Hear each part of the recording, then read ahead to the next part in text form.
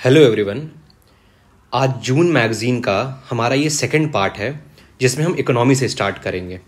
Okay, तो हमारा economy में जो पहला पॉइंट है वो है कि the special assistance to states for capital investment for the year 2023 से 2024 तक।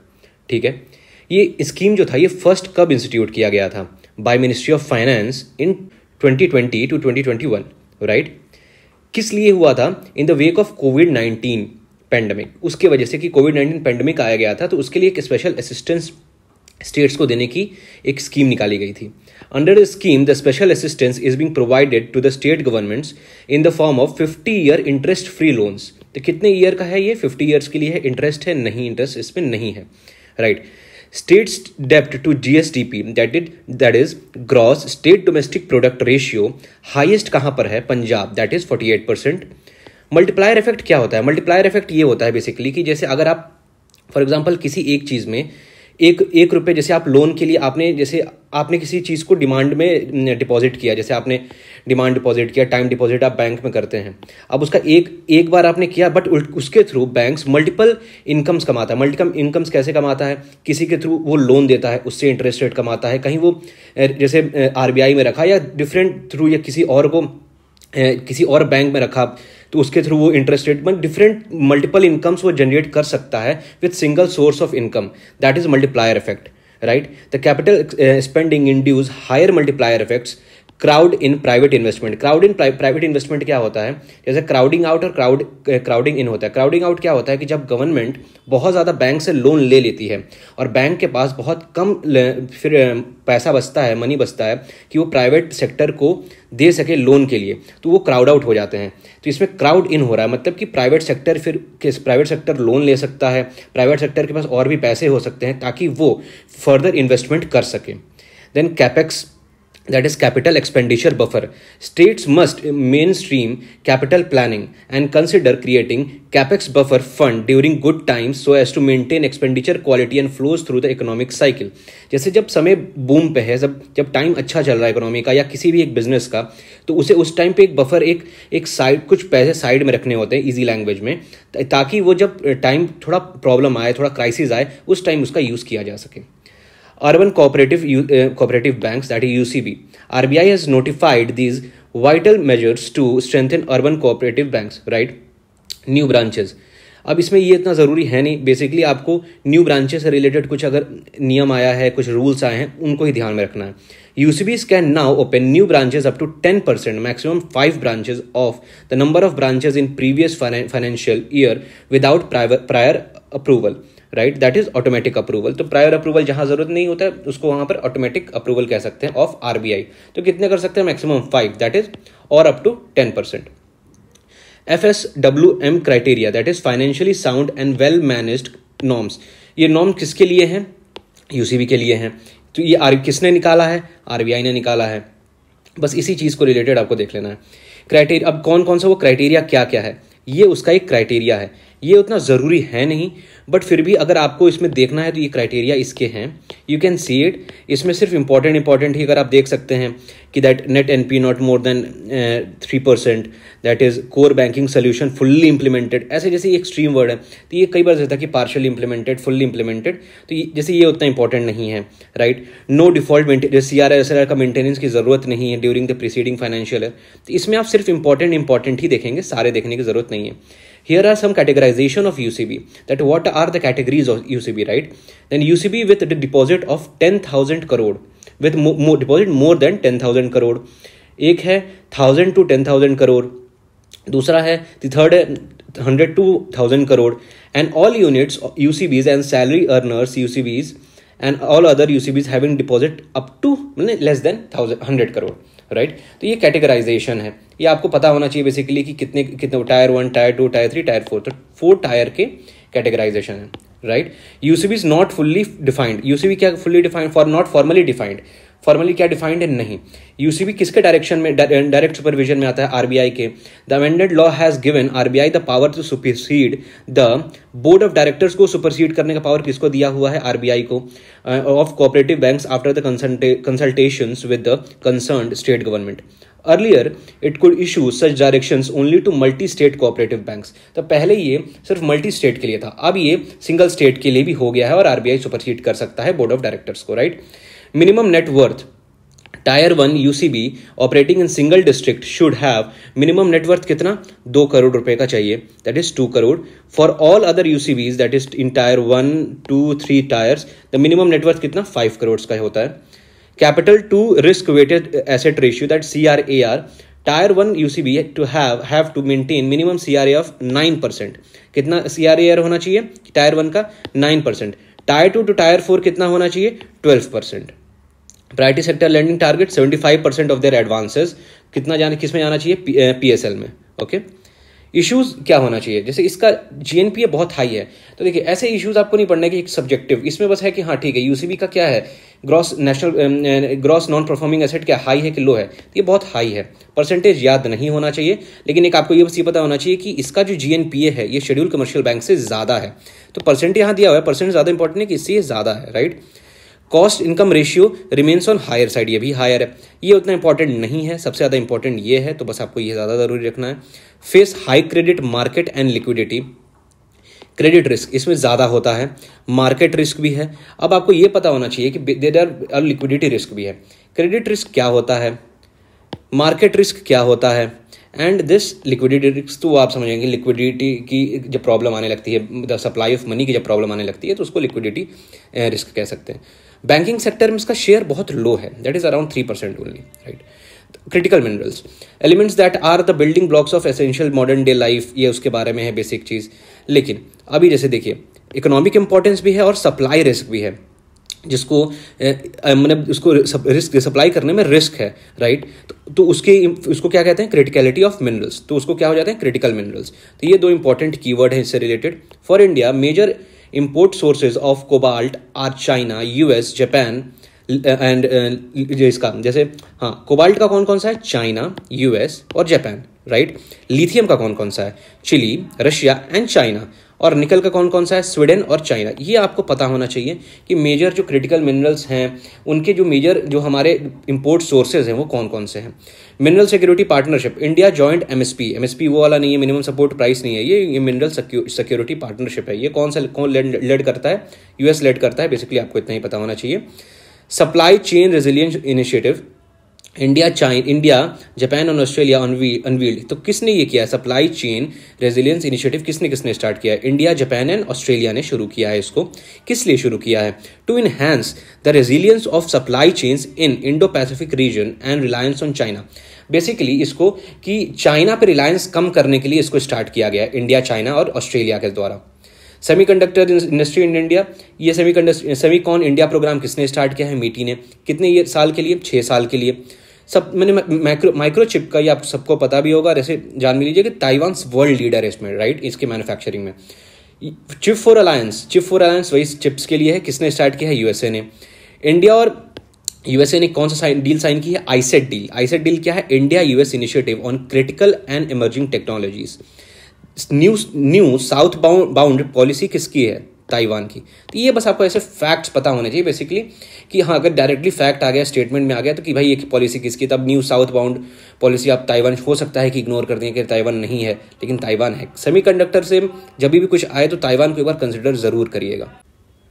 तो हमारा जो 5th पॉइंट है वो है mission on advanced and high impact research, that is MAHIR. ये कौन सी मिनिस्ट्री के थ्रू है, ministry of power and ministry of new and renewable energy. इन्होंने जॉइंटली इसको स्टार्ट किया है। किसके लिए स्टार्ट किया है, to leverage emerging technologies in power sector. तो माहिर किससे रिलेटेड है, पावर सेक्टर से रिलेटेड है। कौन सी मिनिस्ट्री ने किया है, पावर एंड MNRE ने किया है। ड्यूरेशन क्या है, 5 ईयर्स। कब से कब तक, 2023 से 2024 टू 2027 से 2028 तक। Some of the emerging technologies in power sector, air gen, microgrid, power walls, vertical wind turbines. इसको हम नॉलेज के लिए इनके बारे में पढ़ सकते हैं बस बेसिकली, लेकिन आपको ये बस पता होना चाहिए कि ये जैसे चारों हैं तो ये पावर सेक्टर की ही एक टेक्नोलॉजीज है, right. Market coupling, ministry of power had directed the central electricity regulatory commission, that is CERC, to initiate the process of market coupling of power exchanges in order to have uniform prices across multiple exchanges. तो market coupling से क्या होगा कि multiple exchanges पे भी ना एक uniform price रहेगा पावर का, राइट। अब मार्केट कपलिंग होता क्या है, वो ये है, market coupling refers to the forming of single power trading entity owned by government. Under it buy and sell bids from all power exchanges in the country will be aggregated and matched to discover a uniform power price or market clearing price. At present MCPs are different in 3 power exchanges, जैसे Indian energy exchange limited, power exchange India limited and Hindustan power exchange limited. तो ये 3 अलग अलग है। तो एक uniform बनाने की कोशिश की जाएगी कि ताकि तीनों प्लेटफॉर्म पे एक ही प्राइस को एक ही प्राइस के थ्रू एक्सचेंज प्रोसेस किया जा सके। Market coupling will pave way for one nation, one grid, one frequency, one price.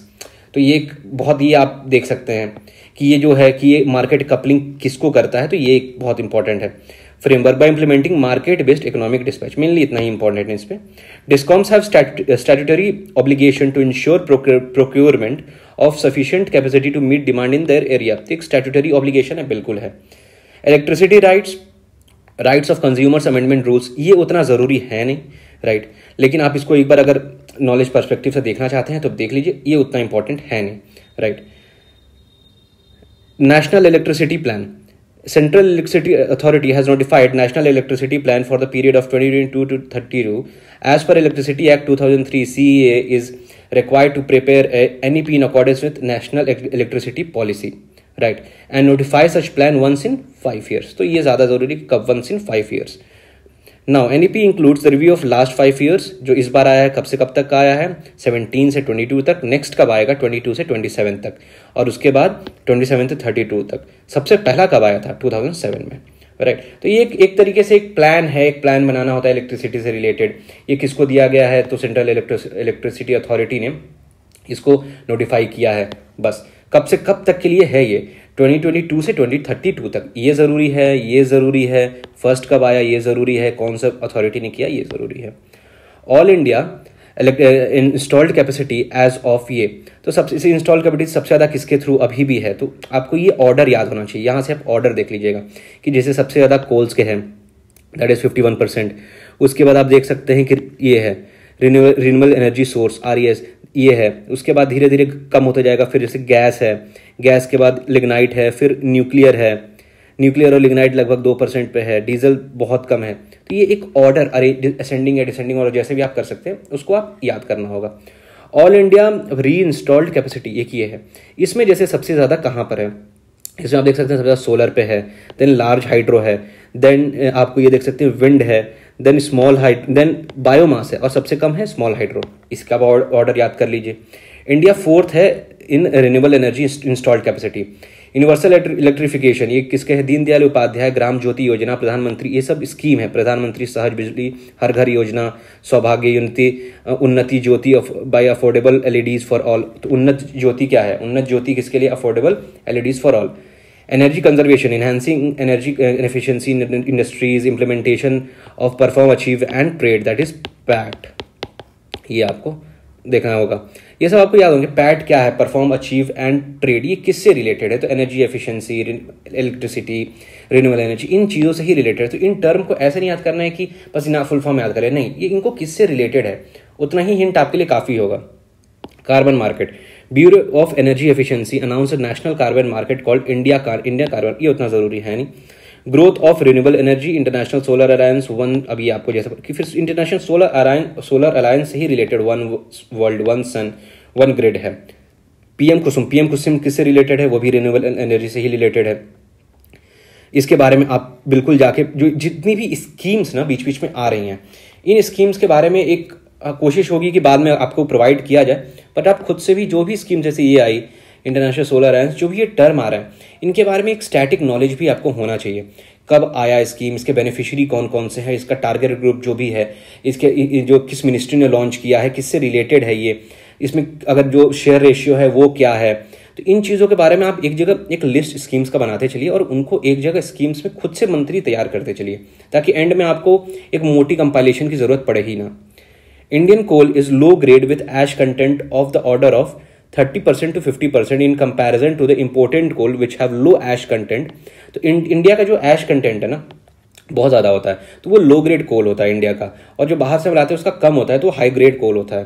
Production link initiative that is PLI scheme, ये आया, ये it is special incentive for producers to promote manufacturing in multiple, तो ये multiple sector, IT के लिए आया है, फिर आपको ये स्टील्स के लिए, बहुत सारे के लिए आया है, तो आपको इसको देख लेना है। इसके बारे में और भी हर मंथ आएगा कुछ ना कुछ, जैसे आएगा उसके बारे में आपको बता दिया जाएगा। Then fertiliser sector, fertiliser sector के बारे में ये जो कुछ फैक्ट है कि इंडियन फर्टिलाइजर सेक्टर के बारे में कि second largest fertiliser sector consuming, पहला कौन सा है? चाइना, थर्ड लार्जेस्ट प्रोड्यूसर है और amongst world's largest importer of fertiliser materials. तो ये आपको कुछ फैक्ट पता होने चाहिए। अब ये PM प्रणाम, ये इस बार के ही बजट में अनाउंस किया गया है, राइट? PM प्रणाम दैट इज, ये किससे रिलेटेड है? प्रणाम आप इसको हो सकता है किसी और चीज से, तो ये फर्टिलाइजर से रिलेटेड है। PM programme for restoration, awareness generation, nourishment and amelioration of mother earth, right? ये आपको पता होना चाहिए। To incentivise states and UTs to promote alternate fertilisers and balance use of chemical fertilisers. Market development assistance MDA for promoting organic fertilisers from Govardhan, Govardhan किससे related? Galvanising organic bio agro resources, तो ये भी fertiliser से ही related है, that is organic farming से ही related है, right? Introduction of sulphur coated urea that is urea gold, sulphur coated urea को क्या बोलते हैं? यूरिया गोल्ड बोलते हैं। To address the sulphur deficiency of soil and save input cost for the farmers, urea gold is more economical and efficient than neem coated urea, तो ये आपको पता होना चाहिए। जो भी ऐसे कंपैरिजन टाइप के पॉइंट्स हो वो आप बिल्कुल ध्यान से देखिएगा।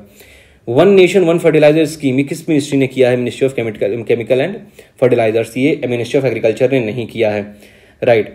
किस अंडर फर्टिलाइजर सब्सिडी स्कीम कौन सा? प्रधानमंत्री भारतीय जन उर्वरक परियोजना, जन उर्वरक परियोजना, राइट? इसके बारे में आप देख लीजिएगा।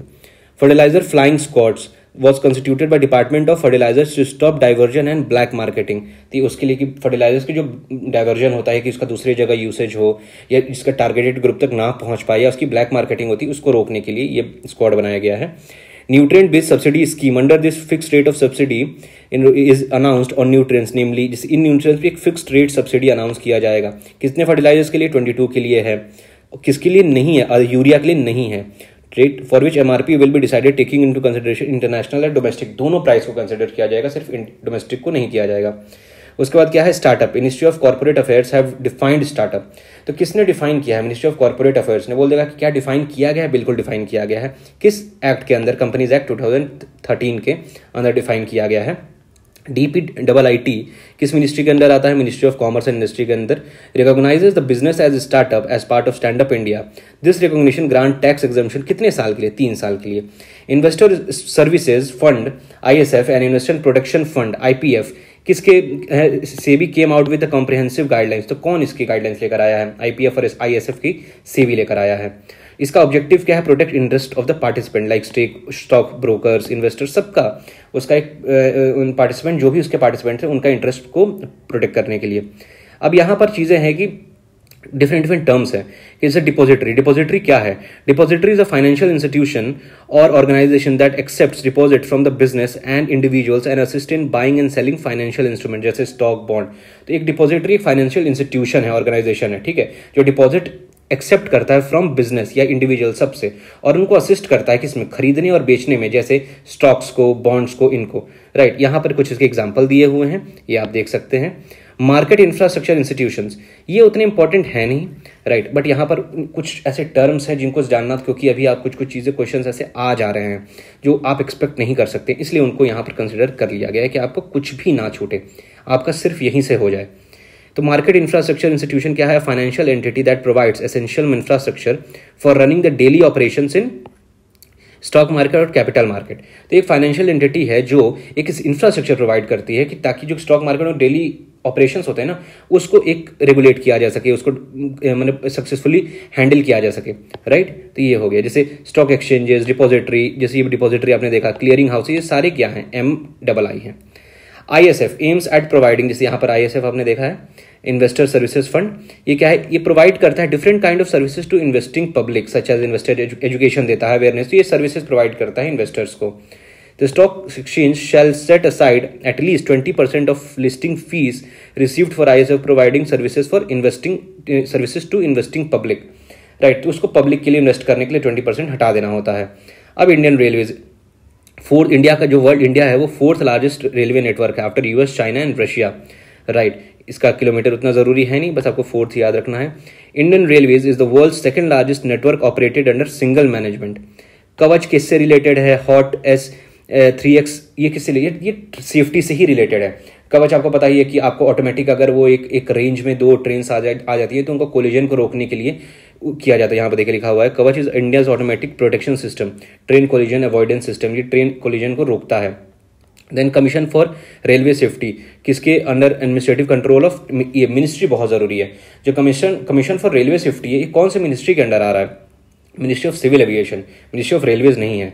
रोड सेफ्टी का ये decade of action of road safety कब से कब है? 2021 से लेकर 2030 तक है। यहाँ पर कुछ टर्म्स हैं, जैसे black spot. A road accident black spot is 500 metre stretch on national highway where either 5 road accidents with fatalities, grievous injuries occurred in past 3 years or there were 10 fatalities in total in past 3 years। तो ये जैसे black spot से कि accident से related है, railway से related है। Road accident black spot is, ये रेलवे कह रहा हूँ, रोड से रिलेटेड है कि जो रोड एक्सीडेंट से ही रिलेटेड। ब्लैक स्पॉट कभी भी ऐसा आएगा तो आपको ये मान के चलना है कि रोड एक्सीडेंट से रिलेटेड स्टेटमेंट में देगा, आप समझ जाएंगे। IRAD integrated road accident database, ये डेटाबेस है कि रोड एक्सीडेंट का कि कितने कौन कौन से इससे एरियाज जो हैं वो रोड एक्सीडेंट प्रोन हैं, ठीक है। तो ये एक डेटाबेस क्रिएट कर रहा है रोड एक्सीडेंट से रिलेटेड। ये डिक्लेरेशन है, ब्राजीलिया डिक्लेरेशन, ये भी रोड सेफ्टी कब से की? ऑन रोड सेफ्टी 2015 में हुआ था, to reduce the death due to road safety by half of 2020। ये पुराना हो गया लेकिन डिक्लेरेशन आपसे पूछ सकता है। नेशनल हाई, ये उतना ज़रूरी है नहीं। ये आप देख सकते हैं कि बेसिकली सुरक्षित सफ़र इनिशिएटिव है कि गुड समैरिटन जो होता है कि जो लोगों की जान बचाते हैं, सही समय पे सही जगह पे पहुंचते हैं, जहाँ एक्सीडेंट होता है उन लोगों को सही समय पे हॉस्पिटल ले जाना, तो उनके लिए एक अवार्ड देने की ये बात है, right. WTO has not defined develop and developing countries. क्या ये डिफाइंड है? नहीं डिफाइंड है। Therefore member countries are free to announce, तो जो कंट्रीज हैं वो खुद को ही अनाउंस करते हैं कि वो डेवलप्ड हैं या डेवलपिंग है। ग्लोबल लिवेबिलिटी इंडेक्स किसने कौन निकालता है? EIU, economist intelligence unit Vienna, EIU ने निकाला है। सबसे बेस्ट सिटी कौन सी है? Vienna, Australia, best to live. From India New Delhi and Mumbai are at 141st position. Deendayal Antyodaya Yojana, National Urban Livelihood Mission, NULM implemented कब हुआ था? 2014 से लेकर 15 तक। सेंट्रल स्पॉन्सर्ड स्कीम है, कौन सा? Ministry of housing and urban affairs. FRP fair and remunerative prices, ये क्या कौन डिसाइड करता है? CCEA, right? Approved FRP for sugar cane. FRP is minimum price at which sugar cane is to be purchased by sugar mills from farmers. FRP generally बोलेगा तो किसके लिए है?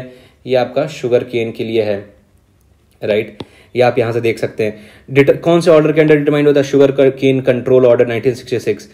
तो ये डुअल प्राइस सिस्टम है। जो FRP है ना, ये सेंट्रल गवर्नमेंट डिसाइड करता है at the recommendation of CACP, right. और अप्रूव फाइनल कौन करता है? CCEA। और स्टेट्स अनाउंस क्या करते हैं? SAAP, जो कि किससे ज़्यादा होता है? तो SAAP is greater than FRP, ये उससे ग्रेटर होता है, ये आपको ध्यान होता है जनरली, यूजुअली। अब ऐसा कुछ है नहीं, कन्वेंशनली यही है। RBI issued framework for compromise settlements and technical write offs. ये क्या है? It aims is to provide further impetus to resolution on stressed assets as well as rationalise instruction across all regulatory entities, right. ये होता है कि जैसे इसमें कुछ टर्म है कि compromise settlements, any negotiated arrangement with the borrower की, जैसे टू फुल्ली सेटल क्लेम्स। अब जैसे आप जाते हैं किसी का कॉम्प्रोमाइज करते हैं कि ठीक है कुछ आप चुका दीजिए, कुछ छोड़ देते हैं, तो एक की कुछ तो आए, ठीक है, पूरा तरीके से वो राइट ऑफ ना हो जाए, ठीक है। तो और ये एक टेक्निकल राइट ऑफ की cases where non performing that is NPA remain outstanding at borrowers loan account but are written off by RA only for accounting purpose के लिए उसको हटा दिया जाता है कि ताकि वो एक बैलेंस शीट अच्छी मेंटेन रहे, लेकिन उसके लिए उसकी रिकवरी स्टिल जारी रहती है, कंटिन्यू रहती है, और फ्यूचर में उसको रिकवरी के लिए कंसिडर किया जाता है। विलफुल डिफॉल्टर जो खुद से उसको जानबूझ के refuses to pay the loans despite having the capacity to pay, उसकी कैपेसिटी है फिर भी वो पे नहीं कर पा रहा है, तो वो विलफुल डिफॉल्टर हो जाएगा। FSR that is financial stability report कौन निकालता है? RBI निकालता है, ठीक है। और ग्लोबल FSR कौन निकालता है? IMF निकालता है। स्टेबल कॉइन्स क्या होता है? Are crypto currencies whose value is pegged to that of another currency, commodity और फाइनेंशियल इंस्ट्रूमेंट। तो इसकी खुद की कोई वैल्यू नहीं है, लेकिन वो दूसरे की वैल्यू से अपनी वैल्यू निकालता है, right. Then capital to CRAR, that is compares capital to risk weighted asset, की जो कैपिटल लोन के लिए दिया गया है तो उसका देखा जाता है कि उसके ऊपर कितना रिस्क है उस लोन को देने में, ठीक है, तो वो उसको कंसिडरेशन में लिया जाता है, तो उसको कहते हैं CRAR। NPA के total value of all non performing assets a bank और बिजनेस होल्ड्स, तो टोटल कितने पास हैं, that is gross NPA।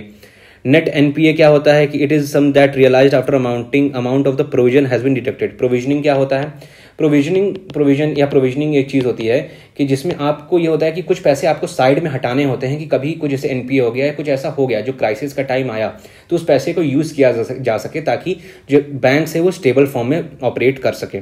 Global economic prospects report कौन निकालता है, world bank, twice a year. Financial services institution FSIB under department of financial services, किस ministry of finance के अंडर, इसने किसको रिप्लेस किया है, BBB, that is bank board bureau को रिप्लेस किया है। चेयरपर्सन कौन नॉमिनेट करता है, central government.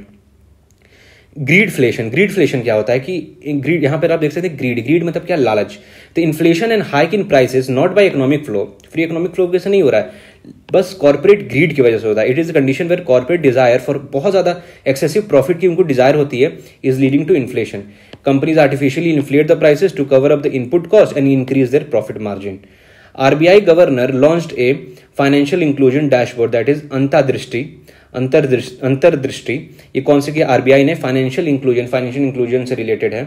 Gift tax, CBDT exempted buyers from gift tax when they acquire equity shares in public sector units through strategic disinvestment। Gift tax ये CBDT कौन किसने किया है, CBDT, central board of direct taxes ने exempt किया है। Gift tax होता क्या है, गिफ्ट टैक्स होता है कि a gift can be in the form of money and movable और immovable property that an individual receives from another individual without making a payment. ये उतना जरूरी है नहीं, मतलब बेसिकली गिफ्ट तो ये होता है, और गिफ्ट टैक्स इसी के ऊपर जो टैक्स लगता है उसको गिफ्ट टैक्स कह सकते हैं।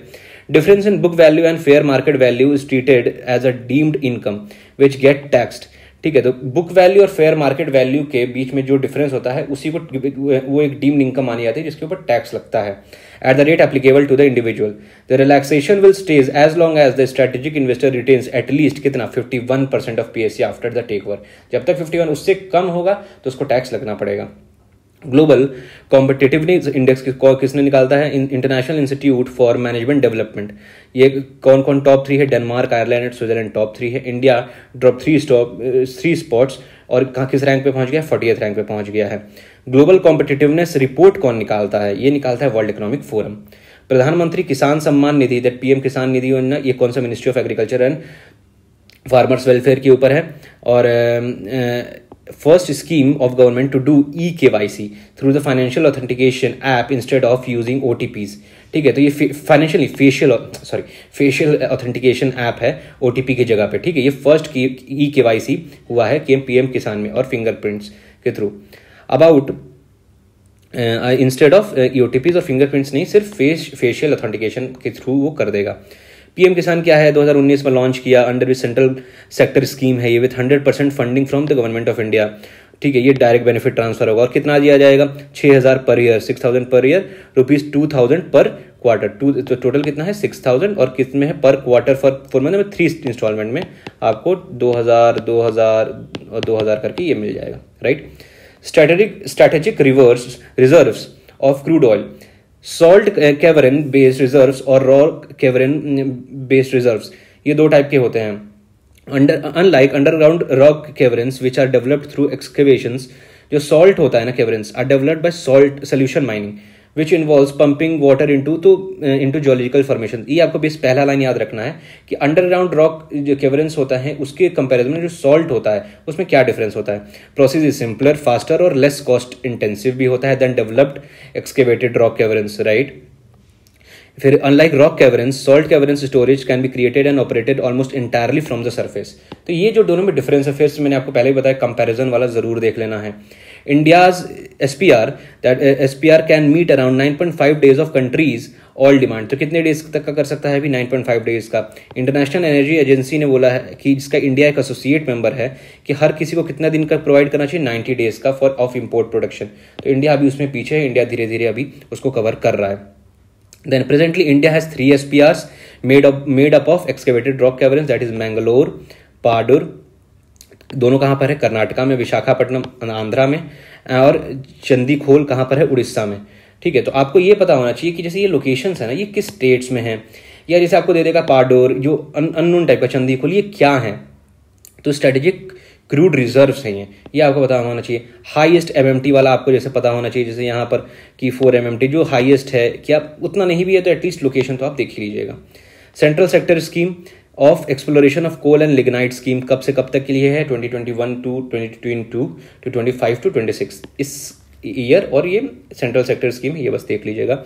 Steel industry, India world second largest producer of crude steel. China largest steel is an alloy of iron and carbon containing less than 2% carbon and 1% manganese and small amount of silicon, phosphorus, sulfur and oxygen। तो steel का ये definition दे दिया कि इसमें क्या क्या, उसमें किस किस चीज़ का ये एलॉय है। Iron ores consist mainly of कौन कौन सा? Hematite, magnetite, limonite and siderite. Siderite का क्या होता है? FeCO3 होता है basically. India 7th largest exporter of iron ore, right. Petroleum coke, that is petcoke इसको कहते हैं। Then directorate general of foreign trade that DGFT permitted import of petcoke as raw material of for lithium ion batteries के लिए। Needle petcoke NPC with sulphur content less than 0.8%। तो needle petcoke में कितना sulphur content? बहुत कम होता है। तो percentage याद नहीं रखना, बस देखिए हाई कंटेंट होता है, लो कंटेंट होता है, ये आपको ध्यान में रखना है। उसके बाद पेटकोक क्या होता है? कार्बन रिच सॉलिड मटेरियल होता है, derived from final cracking process, thermo based chemical engineering process that splits long along hydrocarbons of petroleum into shorter chains. Grades of petcoke, green coke में क्या होता है? High moisture and volatile matter content. Calcined coke क्या होता है? और high carbon content than green coke. तो green coke से ज्यादा, ऐसे भी आप देखते हैं ग्रीन में कार्बन कंटेंट कम होगा, कैल्साइंड में ज्यादा होगा, तो आप इसको तो मार ही सकते हैं। Issues due to petcoke use, it has over 80% carbon. तो पेटकोक यूज में इश्यूज क्या है? इसका 80% उससे ज्यादा ही कार्बन होता है। इतना ज्यादा ये carbon monoxide 5 to 10% carbon dioxide than coal से भी ज्यादा कार्बन डाइऑक्साइड ये एमिट करता है, और हैवी मेटल कंटेंट होता है इसमें। बेनिफिट क्या क्या होते हैं? हाई कैलोरीफिक वैल्यू होती है, हाइड्रोफोबिक होता है, that is hydrophilic, thereby having as during rainy season. तो मतलब उतना वाटर से उसको प्रॉब्लम नहीं होता है, तो वाटर के रेनी सीजन के दौरान ये बेनिफिट करता है। लो वॉलेटाइल मैटर, दस नो इवेपोरेशन लॉसेज, तो इवेपोरेशन लॉसेज नहीं होते। लो ऐश कंटेंट ये होता है। तो ये आपको बेनिफिट इसके याद होना चाहिए। तो थोड़ा बहुत याद होना चाहिए कि इसके दे दिया कि इसके हाई क्या है, लो क्या है, तो ऐसे स्टेटमेंट में दे देगा, तो आपको याद होना चाहिए। वैल्यू याद करना जरूरी नहीं है। नेशनल एनर्जी डेटा सर्वे एनालिसिस, ये कौन निकाला है? नेशनल एनर्जी डेटा किसने निकाला है? By bureau energy efficiency, BEE उसने निकाला है ये आपको याद होना चाहिए। Now we will move to next topic, that is security. Security का फर्स्ट पॉइंट क्या है? रशिया से रिलेटेड न्यूज है। वैगनर ग्रुप से रिलेटेड, रशिया से रिलेटेड प्राइवेट मिलिट्री कंपनी। ये अभी रिसेंट में उन्होंने कूप की कोशिश की थी, तो उससे रिलेटेड है। बहुत ज्यादा उसके अंदर नहीं जाना, बस आपको याद रखना वैगनर ग्रुप किससे रिलेटेड, किस कंट्री से रिलेटेड है, वो क्या है, right. New generational ballistic missile that is Agni prime was successfully flight tested by DRDO, right. Agni prime is a कितने stage? 2 stage canisterized solid propellant ballistic missile with dual redundant navigation and guidance system। कितना range कितना है? 1000 से 2000 kilometre range है। Lighter है पुरानी अग्नि series से। MH-60 Romeo multi mission helicopter है ये। तो MH-60 रोमियो क्या है? ये एक हेलीकॉप्टर है, राइट। ये इंडिजिनियसली बिल्ट है, राइट। एयरक्राफ्ट कैरियर विक्रांत के लिए ऑल वेदर हेलीकॉप्टर है, बस इतना इंडिजिनियसली बिल्ट है, ऑल वेदर है। और MH-60 रोमियो है क्या? एक मल्टी मिशन हेलीकॉप्टर है। वरुणास्त्र क्या है? Indigenously designed and developed ship launched anti submarine torpedo है, राइट। टॉर्पेडो है ये वरुणास्त्र, और इंडिजिनियसली ये भी डिजाइंड है। मैक्सिमम स्पीड कितनी है? 40 knots and maximum operating depth कितना है? 600 मीटर। तो ये भी आपको एंटी सबमरीन टॉर्पेडो, ये आपको याद होना चाहिए। इंडियन नेवी एंड DRDO है successfully carried out control capabilities of Tapas क्या है? Tactical airborne platform for aerial surveillance unarmed vehicle, right. तो कैपेबिलिटी तपस UAV, तो Tapas is an medium altitude long range, ये UAV है। तो तपस आ जाएगा तो unarmed, that is aerial vehicle है, अनआर्म्ड, ठीक है। तो उसका आपको ये पता होना चाहिए। उसके बाद endurance of more than 18 hours and altitudes of 28,000 feet and payloads up to 350 kg. Brain electrical oscillation signature profiling, that is also known as brain fingerprinting, brain mapping से related है। P300 test is a neuro psychological method of integration. तो ये एक integration का तरीका है जिसमें आप ब्रेन के उसका यूज़ करते हैं, ब्रेन मैपिंग का यूज़ करते हैं, ब्रेन फिंगरप्रिंटिंग का यूज़ करते हैं। सुप्रीम कोर्ट ने क्या बोला है कि नार्को एनालिसिस, पॉलीग्राफ और brain mapping test can not be forced upon any individual without their consent. उनके कंसेंट के बिना नहीं किया जा सकता and can not be admitted solely as evidence. तो उसको सोलली एज एविडेंस की तरह नहीं देखा जाएगा। ये डिफरेंट एक्सरसाइजेज हैं। Exercise Ekatha, it is an annual exercise conducted between navies of India and Maldives. Ekuverin, it is a joint military exercise between Indian army and Maldives. And एक exercise Khaan Quest, that is Indian army participated in exercise Khaan Quest in Mongolia. कहां पर हुआ? तो Mongolia. A multinational peace keeping joint exercise. ये आपको पता होना चाहिए। ये आपका सिक्योरिटी खत्म हो गया। इसके बाद हमारा नेक्स्ट टॉपिक अगले लेक्चर में स्टार्ट होगा। होप आपको ये लेक्चर अच्छा लगा हो। अगर अच्छा लगा तो please like, subscribe and share फिर अदर्स, सो दैट कि अदर्स को भी ये चीज देखने को मौका मिले। Thank you.